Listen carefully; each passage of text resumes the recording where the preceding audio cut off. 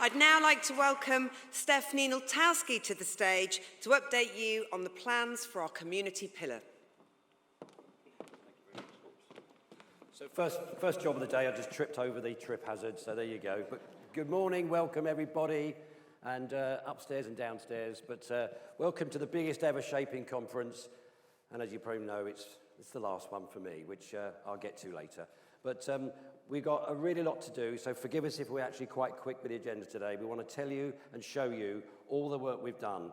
And if those of you who actually don't know who shaping is, where have you been for the last 13 years? You know, because we've been here, we've been working hard, and we actually have got many people to thank, and I'll do that during the morning.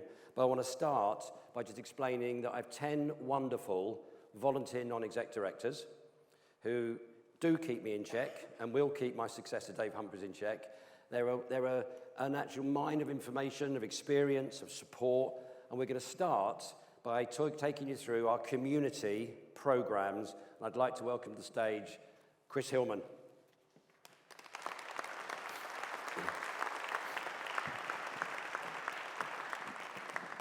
Chris, good morning. Good morning. A year ago, you'd been in the job about a week. So, about 5 minutes, yes. Indeed. Before we talk about our community programs, you're from the Minstead Trust, that wonderful organisation. What sort of year has the Minstead Trust had? It's been incredible. We've expanded into Dorset, to Bournemouth, Christchurch and Poole. The most important thing for us in this conference today is, for the first time in our 50-year history, we now support more people in Portsmouth than we do anywhere else on the South Coast. Wow. So people out here and everything really important to what we do. Fabulous, fabulous. So you may have noticed we had a problem with the clicker earlier. We think we're okay, but I'm just going to ask my tech magician just to help me with a slide turn, if you can sort of go to the next slide for me.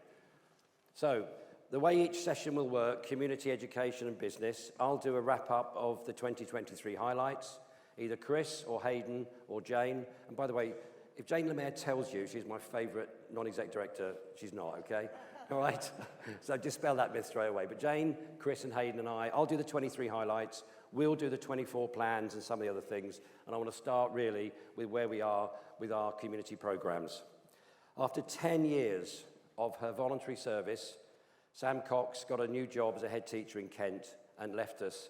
Her legacy for this program, can almost not be measured. She has literally overseen over 500 people come through the program and put the ambassador brand on our map. I want to pay real tribute to Sam and I wish her well for the future. And as Sam has moved to Kent, we're delighted that Terence has actually come. Those of you who know Terence, he's probably the second most famous person in Portsmouth. And to actually now take the lead of our program, I'm really looking forward to Dave and Kirsty and Terence transforming that to the next sort of generation of things. Andrew Starr has been our deputy chair all through this period as well, and I want to pay deliberate, some respect to Andrew as well. Thank you very much indeed. Those of you who know the growth in the port and the number of ships, I'll talk more about that during the business section, but I want to shout out to Vanessa and all of the ambassadors who've done a wonderful job again this year on Meet and Greet. We signed the Care Leavers Covenant a couple of years ago, and I'm delighted to say, as we'll talk later, that we are making a real impact with you, and you've just seen Mac give an inspirational speech about what we're going to do. I'm proud that we are signatures to the Care Leavers Covenant, which we mean and do. We equally, in 2023, thanks to your help, Chris, became disability confident, and again, more of that as we go through. The number of devices we've donated has now exceeded over 100, so thank you for all of your donations. Thank you for your generosity. Our schools and our elderly population who are isolated because of technology now feel a little bit more connected.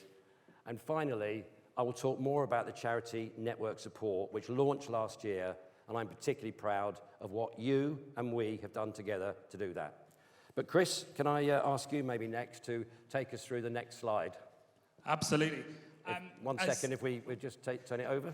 As Stef said, we are delighted to be increasing our support for something as wonderful as the Care Leavers Covenant.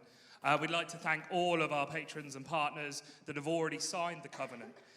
You've just heard a wonderful presentation from Mac and the team at Fairways, who is our newest patron, about the wealth and talent that care experienced young people possess. And it is our goal here at Shaping to connect you and your businesses to these young people. And we are delighted to say that the National Care Leavers Covenant organisation will be joining us at one of our future Portsmouth Business Leaders Forum groups to help you and your business sign up and allow these young care leavers, experienced people to be part of your business and succeed and help you grow. Thank you very much indeed. I'm reliably informed it now works, so hopefully we'll go from there to this slide. There are some people in the room here that deserve a great mention, so let's just give you a quick update on what Charity Support Network's trying to do. We want any charity in the city, and we've got over 400 of them, to contact us if they have a non-financial request for help. I would love to find the money tree for you, but someone else has nicked it. But is there anything else that you need help with? Then please come through our Charity Support Network programme. Here are just some highlights of you, the wonderful partners who have responded brilliantly to the request. From Mountjoy, who responded to Age Concern's leaking roof, which actually, again, free of charge, just fixed it. To Treco and Jason Bentley and the team. To Q-Build, who have been with us about a week, and one of the charities' gas boiler broke down, and again, free of charge, they went and fixed that. Trafalgar School answered the Literary Hub request for books. Rexel donated 25 desk lamps and irons to the Repair Cafe, and Delivered Social helped the Orca organisation. All of you do this freely, all of you do this passionately, and all I can say is thank you from the bottom of our hearts for what you've done, because I'm the Chair of Trustees at Citizens Advice Portsmouth. The grants we now get are either restricted funds or unrestricted. Unrestricted funds are about as rare as Arsenal winning the Premier League, okay? So therefore, restricted funds means you are restricted to what you can spend it on. So when a boiler breaks or a roof leaks, really and truly, we don't have the money to actually repair it. So what you've all done, and many more, please keep helping because our charities need it. Thank you for being you. Chris. Yeah, absolutely. And one of the things that I'm most excited for you all to see this afternoon is, once again, the incredible success of our Shape by Solent programme. And you will see that the business mentors have once again crafted some amazing products with some amazing young people with SEN in the schools that Solent Academies trust. So we feel that it's only right that our next step as an organisation is to help support our patrons and our partners with their inclusive hiring practices for all disabled people. This will allow us to demonstrate the benefits to both employer and employee as they embark on this journey together. Similar to our commitment to the Care Leavers Covenant, we would like to offer any business in the room the opportunity to either become disability confident or to receive support with levelling up your disability confident from committed to employer or employer to leader, and help you, again, access a wonderful wealth of talented young people, veterans, anybody in the community that identifies as disabled, to help them access your business and become key players in your growth. Thank you very much. And Chris, can I maybe ask you now to turn the page into 2024 and take us through some of the key work we're going to do? Yeah, absolutely. Our key three programmes, as you've heard, Charity Support Network, Portsmouth Ambassadors, and our commitment to the Care Leavers Covenant. We want to grow our ambassadors programme with new youth ambassadors, and we're excited to be linking to the Explore Your Future programme to allow young people and students to become part of the ambassador. Most importantly, we feel at Shaping that what we do best is we are there ready to support the community in significant moments of need. And our offer to you today and our willingness to support you today is that if you feel as a patron, as a partner, as an organisation, as a business in the city, that there is an area that needs to be addressed in this city to help the most vulnerable in our community, come and talk to us. Let us see what we can do to help, because that is what we are here to do.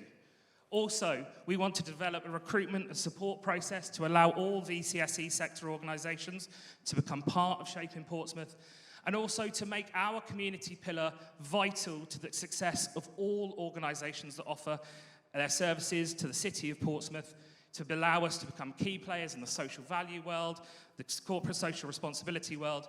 We want to help you help the people of our city. Chris, thank you very much indeed. So just to finish up then, I've mentioned about the Charity Support Network, and we really, really want to hear from you and what help we can do, and we'll do our best with our partners and our friends to actually help you there. The one example of this is I'm proud to say that Dave Humphreys, my successor, will now lead with the Hive and the absolutely wonderful Sarah Rhodes and the SLR recruitment team, a trustee recruitment project. To call it a crisis in the city is probably a little bit too heavy, but we have between 60 and 80 trustee vacancies in the city today. And those of you who are trustees or are governors, you know how valuable your skill is. So what we're trying to do is put together, with SLR recruitment, a campaign to attract numbers of people to come and find out about the commitment it is to be a trustee. As I said, I've had 6 wonderful years as being the chair of trustees at Citizens Advice, and I can tell you that it's actually fulfilling for me, and I hope my skill has helped Sandy and the team there as well. So please look out for a big announcement about trustee recruitment. It's not too burdensome. It's 20, 30 hours a year, and please, the skills you have are quite phenomenal when you match them with the operational passion of some of our charity works. Shaping Portsmouth is open to every piece of society in the city, but we still predominantly are 2 white-based, male-based, middle-aged and up-based, sort of organisation. The businesses that come through our door are predominantly white-based males and females. We've got 1 out of 6 of our people who are black.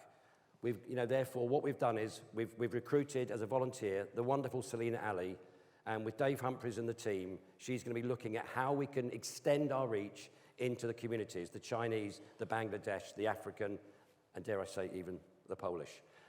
So that's all going to come. We're really committed to it. And also, we want to make sure that we are relevant and we are open to every single person in our city. And finally, last year, we actually opened up our own charity, the Shaping Portsmouth Foundation. As a community interest company, certain grants are not open to us. So what Chris and Dave are going to do is now work with the grant funders to see how the foundation can apply and take and get access to grants. But whatever we do, we really are going to focus very hard on making our charity programs as successful, as popular, and as well known as we have been for business. So again, Chris, thank you very much indeed for your strategic stewardship this year. I shouldn't have said that, but never mind, I did. But thank you very much indeed. And ladies and gentlemen, I'll be back later, but thank you for now. Thank you. Thank you.